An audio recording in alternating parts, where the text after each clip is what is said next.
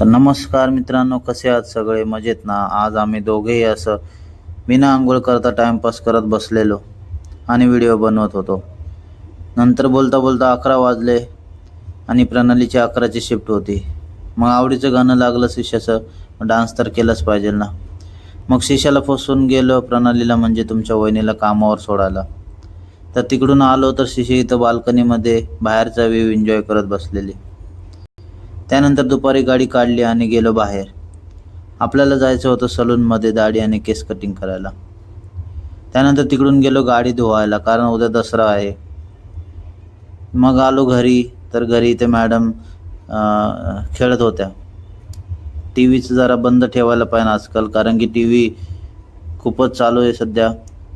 T व्हीशिवाय दुसरं काही सुचतच नाही आहे. मग रात्री इथे चार्जिंग संपलेले मॅडमची, तर त्यांना झोप आलेली वाटतं. तर शिष्य गेली झोपायला. आमचं काम बाकी होतं.